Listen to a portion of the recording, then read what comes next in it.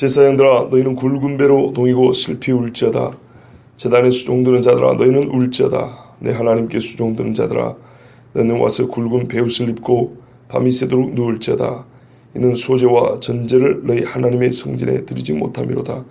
너희는 금식일을 정하고 성회를 소집하여 장로들과 이 땅의 모든 주민들을 너희 하나님 여호와의 성전으로 모으고 여호와께 부르짖을지어다.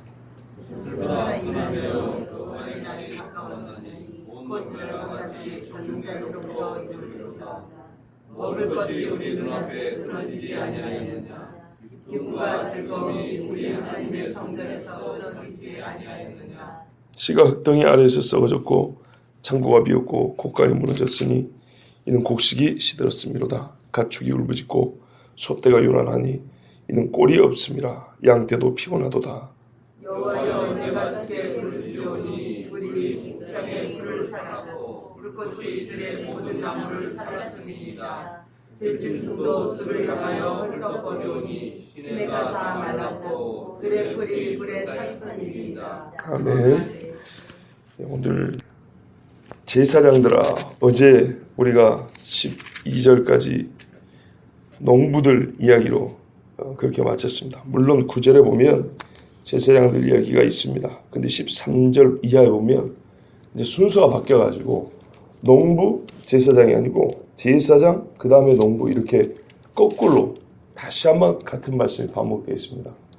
쓸데없이 반복한 게 아니고 그 상황의 심각함을 한 번 더 순서는 바꿨지만은 한 번 더 반복해 주는 것입니다. 그리고 앞에는 그렇다 그렇게 한 거지만 뒤에는 물어봅니다. 우리가 보고 있는 거기 때문에, 느끼는 거기 때문에 그렇지 아니하냐 이런 식으로 경험하고 있는 나 자신이 대답할 수 있도록 그렇게 다시 한번 같은 이야기인데 두 번 확인하면서 우리가 스스로 대답할 수 있도록 그렇게 물어보는 말씀입니다. 자, 먼저 13절 보시면요. 제사장들이 굵은 배로 동이고 슬퍼합니다. 그리고 제단의 수종들은 레위인들이겠죠. 아니면은 성도들 가운데 봉사하는 사람들이죠. 울어야 됩니다. 밤에 와서 밤새도록 누워가지고 자는 게 아니고 하나님 앞에 몸부림친다 그러죠. 그런 겁니다. 왜냐하면 소제와 전제가 하나님의 성전에 드리지 못한다 그랬습니다. 그러니까는 곡식으로 드리는 제물하고 하나님 앞에 부어 드리는 포도주, 그러니까 이거 순전히 땅의 소산이 있어야 가능한 것들입니다. 땅이 말라 비틀어졌다 이런 말이죠. 그럼 그때 뭐 해야 되냐? 여기 너희는 그랬어요. 13절에 보면 14절에 너희는 금식일을 정하라. 정하라는 말은 따로 떼어서 구별하라는 얘기입니다. 금식할 날을 따로 떼어 구별해서 성회를 소집하라 그랬어요. 누가요? 제사장들이요.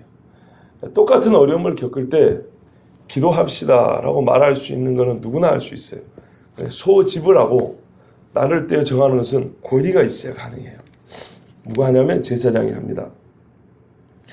제사장이 이렇게 하면은 장로들과 이 땅의 모든 주민들을 너희 하나님 여호와의 성전에 모으라. 그리고 여호와께 부르짖으라 그랬어요. 그러니까는 제사장이 하면 백성 중에 높은 자나 낮은 자나 전부 다 모이게 할 수 있습니다. 그러니까 여러분 우리가 만약에 아주 중요한 일이 있는데 어떤 그냥 일반 성도가 혼자서 나 기도해야 되겠다. 그냥 밥 먹으면서 우리 같이 기도해요. 우리 한번 기도 한번 해볼까요? 이렇게 말한다고 해가지고 온 교회가 기도하지 않습니다. 뭐 그렇게 기도를 한 1년쯤 하면은 감동받은 사람들이 뜻을 모아가지고 남성교회도 우리도 기도 한번 하자, 여성교회도 하자, 청년부도 한번 하자 이럴 수 있지만은 처음부터 같이 딱 뜻을 정해가지고 기도하는 것은 그렇게 되는 게 아닙니다. 여기 보면 제사장이 어쨌든 지도자들이죠. 그런 것처럼 교회 지도자들이 마음을 모아가지고 그렇게 합시다 이렇게 하면은 동시적으로 이게 가능합니다. 그 중에 일부 참여하지 않은 사람이 있고 참여하는 사람, 참여하지 않거나 혹은 거기에 다른 뜻을 가진 사람이 있을지는 모르지만 전체적인 규모로 볼 때는 동시적으로 같은 뜻을 품고 시작할 수 있는 것은 여기 본문같이 제사장들이 그렇게 하자 그래야 됩니다. 교회가 마찬가지죠. 당회에서 이렇게 합시다 이래갖고 하는 거하고 누군가 한마디 말해가지고 같은 일이지만요, 완전히 다릅니다. 일이 되기까지 되더라도 하루면 될 거를 한 달, 1년씩 걸리는 수도 있는 겁니다. 지도자들이 매우 중요합니다. 합시다 해가지고 하는 거하고, 뭐 누군가 마음에 자원하는 마음이 있어서 시작이었고 언젠가 하게 되는 거하고는 완전 다른 겁니다. 그쯤 되면은 하나님 앞에 회개할 기회도 없고 끝나버립니다. 여호와의 날은 이미 지나간 게 돼버려요. 그래서 이 제사장들이 하나님 앞에 성전에 제물 드리는 것이 없어지는 것을 보고 무엇을 깨닫냐면, 지금은 우리가 금식하고 기도해야 될 때이구나, 이거를 깨닫는다는 것입니다. 그러면은 그를 깨달았으면 혼자만 그냥 알고 속에 묻어둔 게 아니고 온 백성들을 모아서 하나님 앞에 기도하자 그럽니다. 그런데 여호와의 성전으로 모으고 그랬습니다. 성전에 안 모으면 기도가 안 되냐? 그것도 아닙니다. 그런데 하나님께서는요, 우리의 마음이 어디 있는가 다 봅니다. 세밀하게 봅니다. 정말로 머리털 하나까지 다 된다 그랬죠. 그러면요, 우리 신체를 그렇게 보면 우리 마음속에 요만한 것까지 다 봅니다. 그럼 보기만 하냐? 거기에 따라 다 하나님이 판단을 해야 됩니다. 요만한 것도 잘했다, 요만한 것도 잘못했다. 우리 주님이 이렇게 말씀한 적이 있죠. 나와 함께 모으지 않는 자는 해치는 자니라. 그러면 우리는 어떻게 생각하냐면, 아니 중립도 있는 거죠. 왜 주님은 그렇게 이분법적으로 생각하십니까? 우리 예수님한테 그렇게, 요즘 젊은 사람들 같으면 그렇게 말할 수 있어요. 아니 젊잖아, 누구라도 그럴 수 있어요. 아니 찬송 듣고 반대 듣고 기권도 있는 거지. 근데 우리 주님은 기권은 없다고 말했습니다. 나와 함께 모으지 아니한 자는 해쳐버린 자라, 흩어버린 자라고 이렇게 말했습니다. 말씀 그대로 맞습니다. 루터는 그렇게 말했습니다. 이 말씀대로 사람의 마음에는 경향이 있다고 그랬습니다. 뭐냐면은, 표현은 찬성도 있고 반대도 있고 기권이 있지만 마음에는 찬성 아니면 반대입니다. 그렇습니다. 마음은 그렇습니다. 마음은 그런데 그게 조금이라도 이렇게 차이가 있는 겁니다. 근데 우리가 예를 들어서 플러스 30% 때는 찬성이라고 생각하고 마이너스 30% 때는 반대라고 생각하지만, 0에서부터 플러스 마이너스 30 사이에는 우리가 보통 이 정도는 중립 정도로 생각하지만, 그걸 세밀하게 한번 나눠보세요. 플러스 1이 됐든 마이너스 1이 됐든 나눠진 겁니다. 아니면 플러스 0.0001이 있고 마이너스 0.001이 됐든 간에 그건 나눠진 겁니다. 근데 우리는 어느 정도 보면은 중립이라고 생각해요. 그래서 이 정도는 표현을 안 해요. 이 정도까지는 표현을 안 하지만 분명히 그 속에서는 이만큼이라도 이쪽이든 저쪽이든 나누게 돼 있어요. 우리 지금 그 이야기 하는 겁니다. 그러면 언젠가는 이게 기울이지 않아요. 이렇게 하면 쑥 내려가게 돼 있어요. 그 표현이 되는 시기가 늦을 뿐이에요. 지금 플러스 100이라고 하는 사람하고 플러스 31이라고 하는 사람은 똑같이 찬성이지만은 100은 지금 당장 손들고 합시다 이렇게 말하는 사람이고, 플러스 31은 아직은 좀 그러다 옆에서 누가 말하면 그래 그럴까 그러지 뭐 이러고 되는 사람이에요. 마이너스 반대는 대번에 안 돼 이렇게 말하는 사람이고, 마이너스 뭐 예를 들어서 12, 20 정도 된 사람은 나는 별로 그냥 뭐 생각이 없는데, 이러다가 누가 옆에서 말하면은 한참 있다가 못 이기는 척에다가 이제 반대하는 쪽에 얘기를 듣다 보면은, 그래 그러면 나도 뭐 별로 그래 사실 이렇게 얘기가 나와요. 근데 우리 주님이 뭐라 하냐면요, 아직 표현은 되지 않았을지라도 그 속을 보고 이렇게 나눈다 그랬습니다. 참 무서운 이야기죠. 그건 주님 이야기입니다. 뭐 우리가 세상에서 투표하는 이야기가 아니고 주님이 우리 사람 속을 볼 때 하는 말씀입니다. 그런데 여기서 그 사람들의 생각을 묻는 게 아니고, 지금 여호와의 날이 가까이 올 때 제사장들에게 우리 주님이 하신 말씀은, 너희 자신이 이 시기를 분별하고 울어야 한다. 예배를 인도하는 자들은, 제사를 집례하는 자들은 더욱이 누구보다 영적인 일에 집중하고 그것을 말 그대로 생업으로 삶의 가장 큰 관심거리로 삼고 살아왔기 때문에 지금 이 정도 되면은 반드시 울어야 된다 그랬어요. 그런 다음에 혼자 그러지 말고 온 백성과 장로들과 높은 사람과 낮은 사람을 어떤 사회에 어떤 지위가 어찌하든지 간에 누구든지 다 모아서 하나님 앞에 와서 기도하라 이렇게 말한 겁니다. 그러면서 왜 이렇게 부르짖고 기도해야 되냐면 슬픈 날이 왔기 때문이다. 하는 겁니다. 그날이 슬프다. 그날이여 여호와의 날이 가까워나니 곧 멸망같이 전능자에게로부터 이르리로다 그랬어요. 여호와의 날을 우리가 묘사할 때 딱 한마디입니다. 슬픈 날이다 그랬습니다. 왜냐하면 멸망같이 전능자에게서 나왔다는 게 아니고 전능자에게서 나온 멸망할 날이다. 이렇게가 조금 더 정확합니다. 하나님께서만이 온전히 멸망시킬 수 있습니다. 하나님께서만이 온전하게 세울 수도 있습니다. 그것을 알기 때문에 이렇게 완전한 멸망이 하나님께서 하실 때, 즉 애굽을 보세요. 그 뒤로 역사 중에 애굽이 다시 일어나지 못했다 그랬죠. 그런 것처럼 이스라엘에, 하나님의 나라 이스라엘에 전능자 그 하나님께서 완전한 멸망을 가져왔기 때문에 슬프다 그날이여 이렇게 말한 겁니다. 더 이상 일어날 힘이 없다 이렇게 표현한 겁니다. 여러분, 개인이든 교회든 가정이든 하나님이 만약에 안 되겠다 이제 그만하자 하고 딱 손 떼어버리면 어떻게 될까요? 하루라도 살 수 있다고 생각하십니까? 교회가 하루라도 문을 열 수 있다고 생각하십니까? 절대로 불가능합니다. 하나님이 기다려주는 겁니다. 이스라엘도 봐보세요. 많은 선지자 보내가지고 기다리고 또 기다리죠. 바로도 10번 봐줬잖아요. 그렇죠? 뭐 9번을 봐줬다 그래요. 아니죠. 10번째. 10번 봐준 거예요. 10번째도 문에 양의 피를 발랐으면 사는 건데 그 10번째까지 어긴 거예요. 하나님이 하다못해 바로도 10번을 맞았는데 우리도 아마 뭐 10번을 봐주실지는 정확히 모르겠어요. 광야에서 이스라엘 백성이 하나님을 10번 시험했다 그랬어요. 10번 시험해서 남은 거는 뭐냐면은 1세대 다 죽은 거예요. 그렇지 않습니까?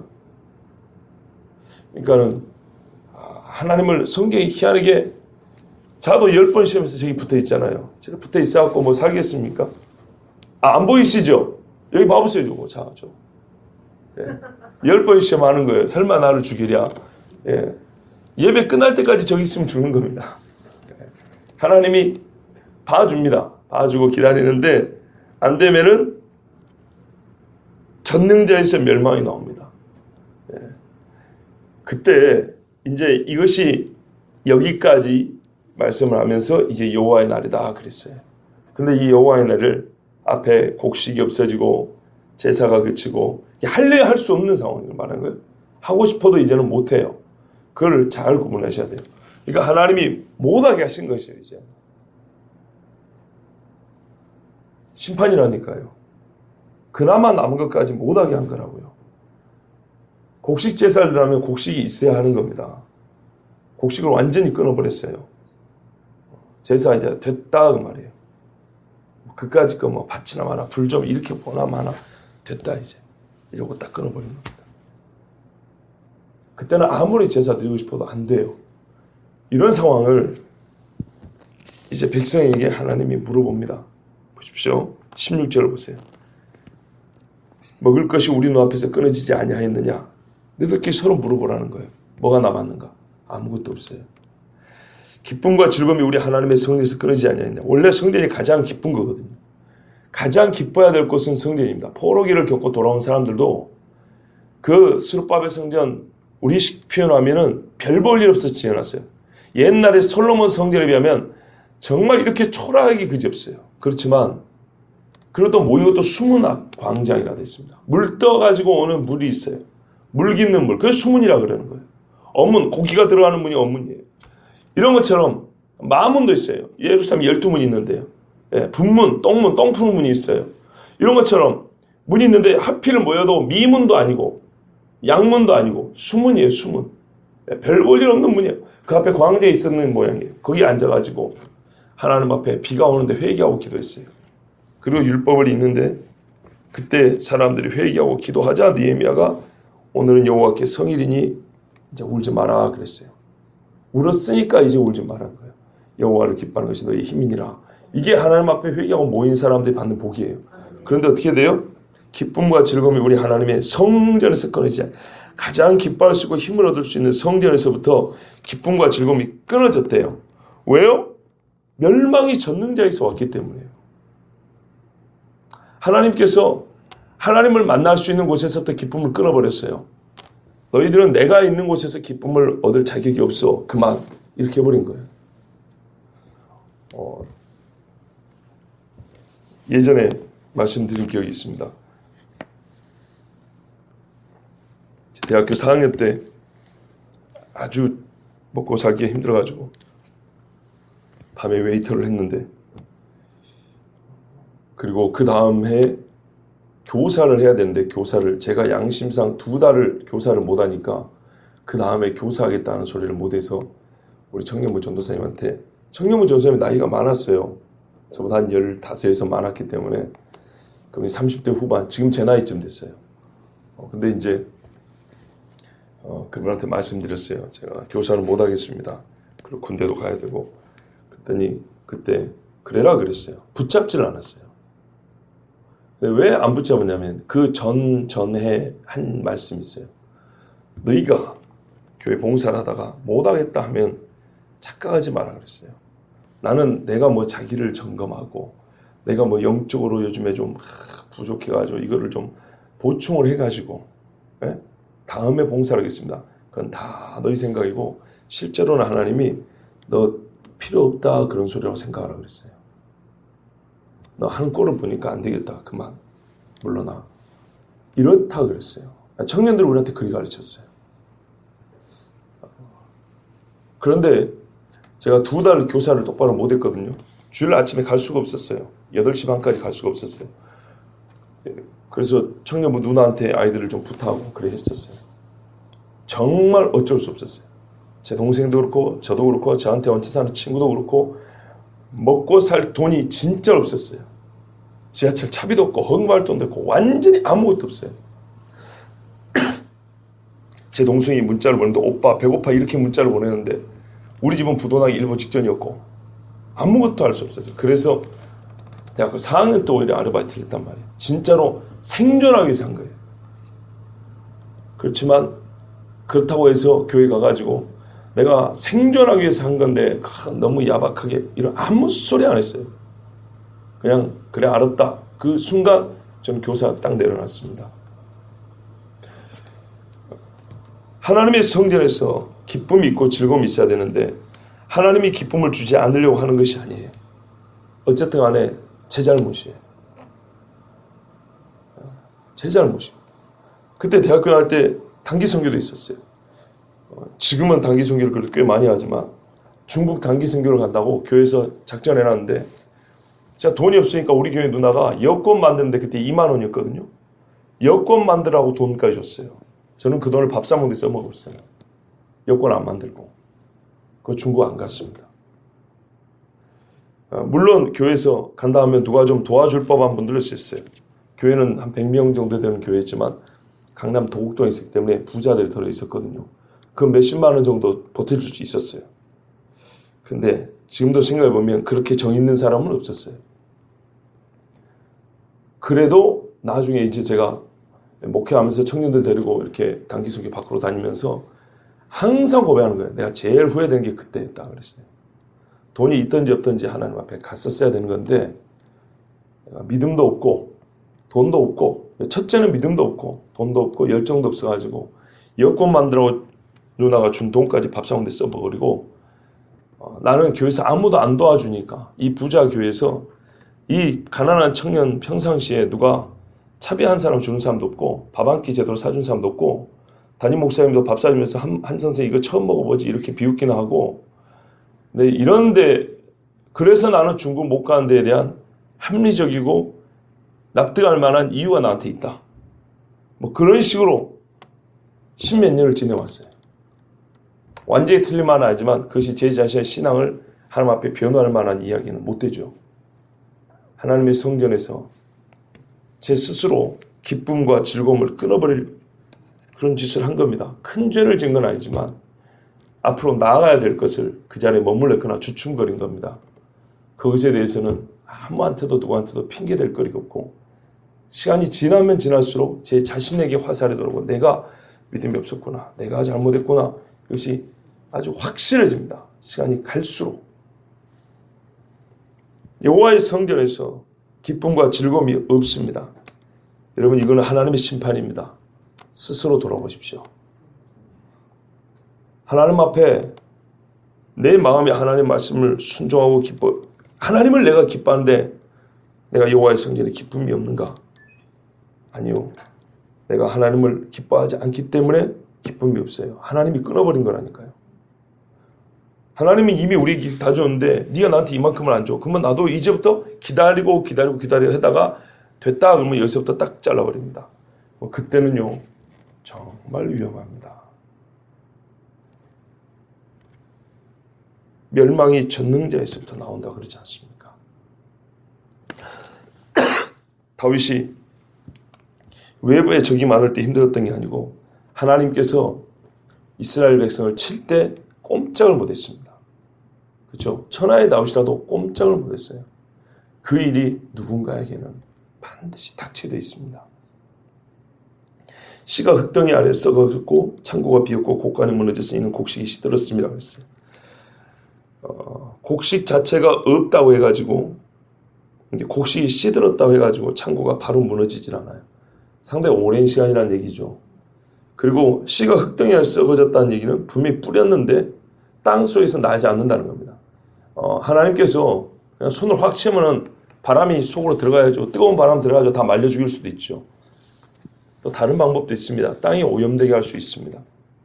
화학약품이 지나치게 많이 뿌려진다거나 아니면은 6.25 때도 전는 국토가 황폐화됐다는데 포탄이 떨어진다거나 미사일이 떨어진다거나 이러면은 땅이 뒤집어 엎어질 뿐만 아니라 이 유독성 물질이 땅에 이렇게 퍼지게 됩니다. 거기다 비까지 와보세요.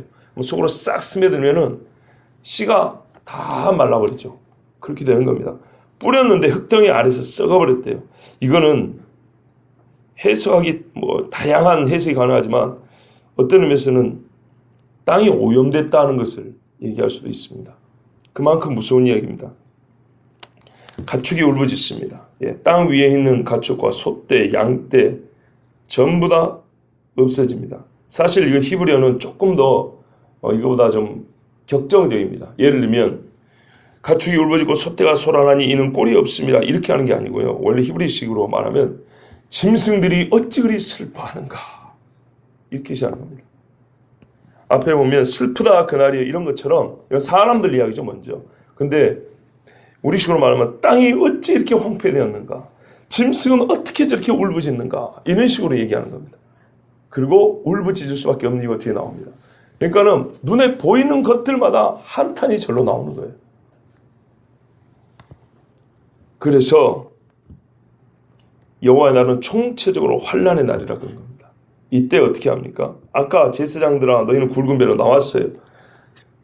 두 번 반복한다 그랬죠. 지금 여기 1장의 마지막 부분은 이렇게 말 여호와여 내가 주께 부르짖으오니 마지막 절에 보세요. 들짐승도 주를 향하여 헐떡거리오니 주를 향하여라는 표현 같은 겁니다. 들짐승도 하나님이 구해주시길 바라고 헐떡거리면서 어찌할 바를 모른다 그랬습니다. 사람이건 짐승이건 땅 위에 있는 모든 것들이 너무나 고통스러워서 하나님 앞에 부르짖을 수밖에 없다 그랬습니다. 그런데 부르짖을 수밖에 없는 이유를 우리의 죄라고 우리는 찾게 되죠. 이스라엘이 하나님을 찾지 않은 죄입니다. 이스라엘이 여호와를 기뻐하지 않은 죄입니다. 그런데 부르짖을 수밖에 없는 고통은 그 자체 뭐냐면 한마디로 하면 불이라 되어 있습니다. 마지막 두 절을 보시면 여호와여 내가 주께 부르짖으니 불이 목장의 풀을 살랐고 불꽃이 들의 모든 나무를 살랐다 이렇게 되어 있습니다. 그다음 들짐승도 주를 향하여 헐떡거리오니 시내가 다 말랐고 여러분 엘리야가 그 물동이를 4번이나 부은 다음에 하늘에서 불이 뜨는데 물을 다 핥아버리죠. 그런 것처럼 이 시내에 여기 시내라고 표현한 것도 약한 거예요. 그러니까 얼마나 뜨겁지 않은 것처럼 보이는데 그게 아니고요.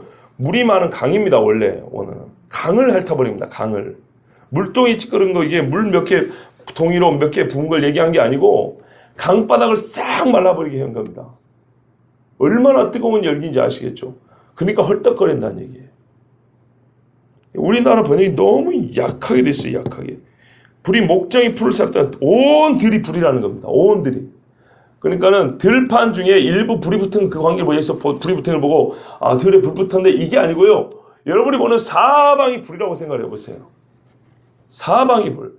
요즘에 뭐 가끔 땅이 큰 나라들 있죠. 뭐 미국이나 호주나 이렇게 좀 덩치 큰 나라들의 불이 나면 얼마나 무섭습니까? 뭐 여의도에 몇 배를 태웠네. 어느 웬만한 도시가 하나 날아가 버렸네. 이런 이야기 있지 않습니까? 앞이 보인가요?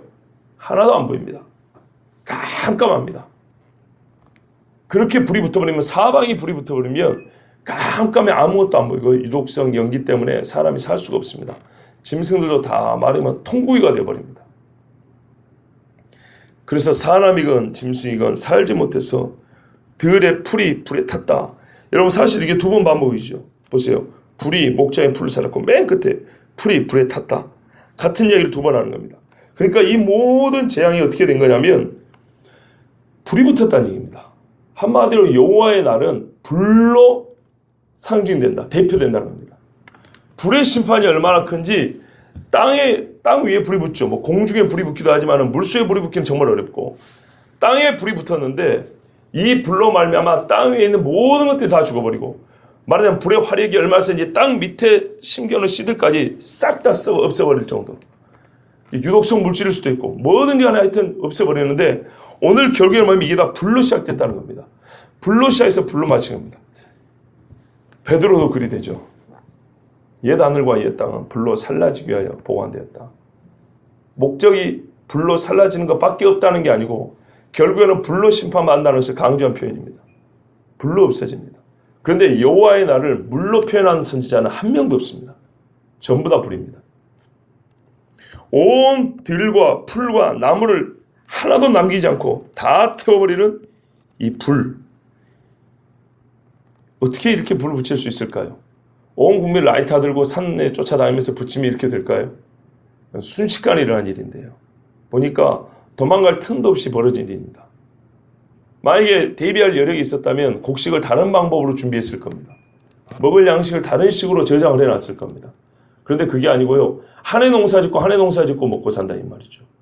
대비할 여력이 없었어요. 생각도 못했어요. 근데 올해 곡식을 거둘 줄 알았더니 올해 당장 이렇게 온 들이 불이 붙어버린 거예요. 갑자기 전체가. 그러니까는 감당할 수가 없었다는 겁니다. 이게 여호와의 날입니다. 여호와의 날 중에 여러분 앞부분입니다. 이게 전조입니다. 전조. 지금 우리가 보고 있는 것은요. 유다와 이스라엘에 내려졌던 하나님의 심판 진노입니다. 섣불리 회복으로 넘어가지 마세요. 뒤에 하면 회복 이야기 나옵니다. 제가 늘 불만이에요. 목회자들이 설교할 때 보면 심판은 있어도 짧게 얘기하고 그럼에도 불구하고 하나님은 우리를 회복하신다 이렇게 금방 넘어가 그래요. 회복 본문 나오면 뭐 그냥 날개 단 것처럼 날아가고요. 심판 본문이 앞에 있을 때는 본인도 힘들고 듣는 사람들도 불편하기 때문에 간단하게 말하고 끝에는 꼭 이렇게 말해요. 그럼에도 불구하고 하나님은 회복하십니다. 여러분 그 때가 있어요. 특히 소선지자를 읽을 때 이 환난과 심판은요. 마지막 이야기를 하고 있는 겁니다. 아주 단도직입적으로 말하면 한 번의 기회를 얘기하는 거예요. 마지막 한 번의 기회. 그 한 번의 기회를 그렇게 가볍게 얘기해버리니까 준비하지 못하고 다 죽게 됩니다. 지금 마지막 있을 한 번의 기회. 물론 이 한 번의 기회가 하루를 얘기하는 거 아니에요. 한 시즌을 얘기하는 거예요. 예? 어떤 한 일정 기간 하나님이 마지막이라고 하는 그 때를 얘기하는 거예요. 이때 한 번 기회가 있는데 이거를 얼마나 중요한지. 그러니까 마지막 한 번의 기회니까 너무너무 중요하니까 노아의 방주도 시간을 많이 걸린 것처럼 방주인데 수십 년 걸렸잖아요. 그런 것처럼 선지자를 통해서 예수님 오시기 전에 최소 400년에서 800년이니까 지금으로 시작부터 계산하면 얼마나 오래된 시간입니까? 그 예수님도 그러셨고 사도들도 외쳤고 이래서 지금까지 우리에게 들려준 겁니다.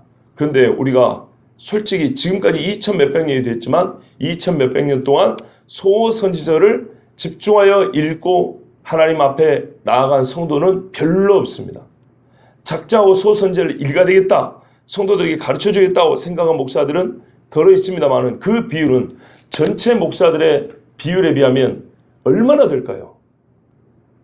지금도 여러분 인터넷 한번 들어가서 유명한 교회 목사님들의 주 설교들 한번 통계를 한번 내보세요. 구약이 많은가 신약이 많은가 구약 중에서 어디가 많은가 뭐 올해 당장이면 몇 개 안 되겠지만 지난 10년어치 영상은 없어도 제목은 올라있거든요. 본문이랑 용량 때문에 내용은 없어버려도 제목하고 본문을 써놔요. 10년 정도는 한번 쫙 한번 뽑아보세요. 사실상 거의 없습니다. 그러면 이 중요한 말씀을 듣지 않고 혹은 듣기 싫으니까 넘어가 버립니다. 하더라도 잠깐 얘기한 다음에 그럼에도 불구하고 우리에게는 회복이 있을 것입니다라는 희망의 메시지로 합니다. 아니요. 이스라엘은 지금 미안하지만 희망을 찾을래야 찾을 수 없는, 우리는 완전 끝났다고 하는 지경까지 내려간 겁니다. 그때 하나님께 부르짖고 마지막 한 번 기회를 얻는다. 성경 분명히 여호와의 날을 그렇게 얘기하고 있습니다. 거의 우리는 지금 하나님께서 완전 버렸다고 생각할 정도입니다. 우리는 기회가 없다라고 여길 정도로 그렇게 완전히 무너진다. 완전히 엄청난 고난을 당한다. 이렇게 되어 있습니다. 욥과 같이 된다 그런 말입니다. 욥과 같이. 그 지경이 되었을 때 하나님 앞에 부르짖고 하나님이 마지막 기회를 줘서 일어난다. 이런 말씀을 하는 겁니다. 여러분 어설프게 우리가 하나님 앞에 이 정도 고난을 겪었으니까 올라오겠지. 아니에요. 이스라엘의 등불이 거의 꺼지기 직전이에요. 진짜 꺼졌다 싶을 그때 하나님이 빛을 비춰준다는 얘기입니다. 성경은 분명히 그렇게 말합니다. 하나님 앞에 그 심령이 살아있으면 그럴 일이 없겠지만은 만약에 하나님 앞에 마음을 다하고 돌아오지 않으면 반드시 꺼뜨려 버립니다. 어떤 일은 꺼집니다. 완전히. 어떤 일은 꺼지기 일보 직전까지 가서 하나님이 기회를 줍니다. 지금 이스라엘은 그런 얘기입니다. 베드로전서 4장 17절에도 이런 말씀이 있습니다. 저희 아버지께서도 저한테 예전부터 자주 하시던 말씀이에요. 뭐라 되냐면 하나님의 집에서 심판을 시작할 때가 되었나니, 이 이야기를 자주 하셨어요. 하나님의 집에서 심판을 먼저 시작한다고 그랬다. 하나님의 집에서. 왜냐하면 많이 받은 자에게 많이 달라 한다고 그랬단 말이에요. 그 집 종들을 한번 본다고 그랬단 말이에요. 먹을 양식을 이른 곡식과 늦은 곡식이니까 옛 것과 새 것을 나눠가지고 때를 따라 먹일 자가 누구냐 이렇게 있어요. 그런데 그렇게 안 하면은 하나님이 맡긴 일을 안 한 거잖아요. 그죠? 그래서 하나님의 교회에서, 요즘으로 말하면 하나님의 교회에서 종들부터 처벌한다고 그랬어요. 성전이라고 됐지만 베드로가 한 말이라고 생각을 하셔야 돼요. 베드로를 통해서. 그러니까 신약에도 이 말씀은 고스란히 적용된다는 얘기입니다. 교회가 하나님 앞에 돌아오지 않으면 교회부터 쳐버린다는 겁니다. 그러면 그 나라는 절대 못 일어납니다. 정말 마지막 한번 회개하고 주님 앞에 부르짖기 전까지는 절대 못 일어납니다. 왜냐하면 교회를 누가 치겠습니까? 예수님 분명히 말씀하셨습니다. 베드로한테 음부의 권세가 이기지 못한다 그랬어요. 이게 교회예요.